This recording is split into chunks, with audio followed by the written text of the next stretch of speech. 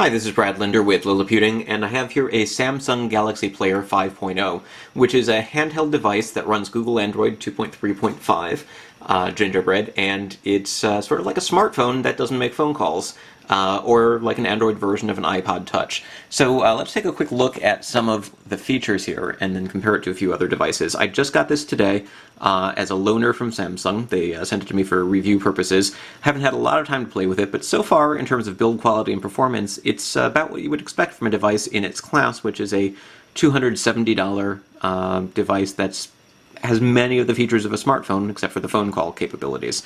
In terms of hardware, we've got a USB port, headphone jack, and a microphone, built-in mic there.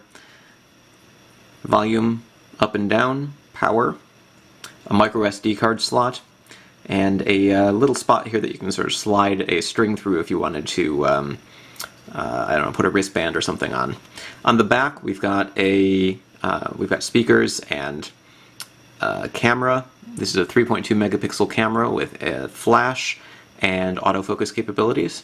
There's a smaller camera on the front for video chat, and there's also what appears to be a speaker up here. And then there's capacitive buttons built into the screen here. We've got a back button, home button, and search button. There is no, or not search button, menu button. There's no search button, so it's menu, home, and back. In terms of size, it's an interesting device. It's almost like a cross between a typical tablet and a typical smartphone size. You can definitely hold it in a hand, slide it into your pocket. It feels relatively comfortable. And it has the same screen resolution as a lot of Android phones at 800 by 480 pixels. So the Google Nexus 1, for instance, here, which has a 3.7-inch display, same pixel resolution.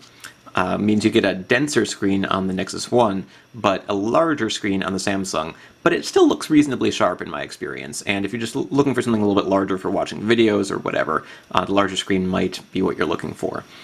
The Ipod Touch, which is sort of Apple's analog here, and has been around for a long time without any really good Android competition, has a 3.5-inch display. This particular model has a higher resolution screen. It's 960 by 640. And these guys start at around $200, so it's kind of a tough sell on Samsung here, but if you're looking for something with a larger screen, if you're looking for something with a USB port or a micro SD card slot, or just want something with Android, then there might be some reasons to go with Samsung. The camera also has a flash on the back, something you don't get with the Ipod Touch, and there's GPS capabilities on the Samsung, something you don't get with the Ipod Touch. Now, compared to larger devices like the Velocity Micro Cruise T408, you can see that the Samsung is really pretty small for a tablet. It's something you can easily hold in one hand and get your fingers all the way around. It's something that you can slide into a pocket. You really couldn't do that with an 8-inch device or a 9.7-inch device like the HP touchpad. So much more portable than a tablet, even though it is larger than most phones. It has an ARM Cortex A8 processor. I think it's a 1 gigahertz processor, and it's reasonably fast compared to some of the other budget Android-powered media players that I've tried. It's actually pretty similar in a lot of benchmarks that I've run so far, and again, I just got this today as a loaner unit. Haven't had a lot of time to play with it, but it seems pretty similar to the Nexus 1 in terms of overall performance. Just to show you a couple of things that you can do here, we've got a pretty smooth pinch-to-zoom capability here.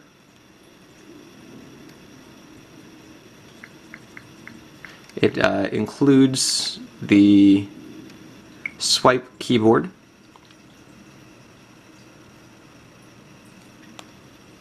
Looks like we're looking at the mobile version of the page here.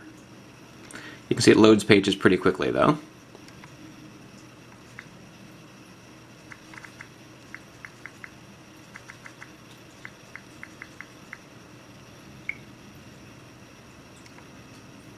And this is using the default web browser.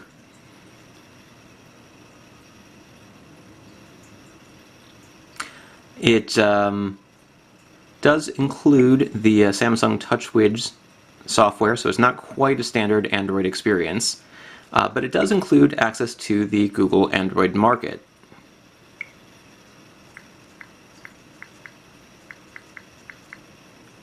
So any applications that you can find in the Android market should show up if you spell them properly.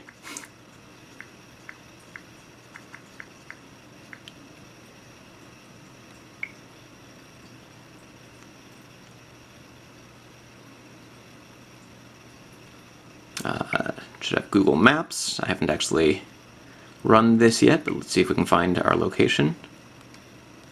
Yep, so it knows where we are in Philadelphia. And yeah, so anyways, I just wanted to give you a first look here. I'll have more information on Liliputing in the coming days after I've had a little bit more time to play with it. But in terms of overall device, oh, you know, something else that I did load on here already was the Amazon Kindle application. Seems like a really great size for an e-reader with a 5-inch display. Again, not quite as sharp as you would get on some others, but compared to something like a 6-inch e-reader like the Amazon Kindle, or a 7-inch device like the Kindle Fire or Barnes & Noble No Color, it works pretty favorably and has very good screen viewing angles. It's kind of hard to tell here because my camera keeps trying to keep up with the changing picture here.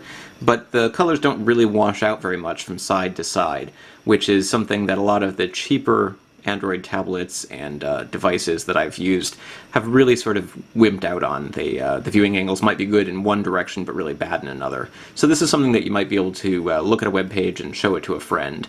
It's not as vibrant as, say, an AMOLED screen or some of the other displays that we've seen, but overall it provides a pretty decent Android experience for $270 on a device that feels a lot like a phone, except doesn't require you to pay a monthly fee to use all the features or to get a decent price. So you know, as sort of one of the first real competitors to the Ipod Touch, I think it definitely holds promise. And I'll be testing the battery life and overall performance in the coming days, and we'll have more information at liliputing.com. This is Brad Linder with Liliputing.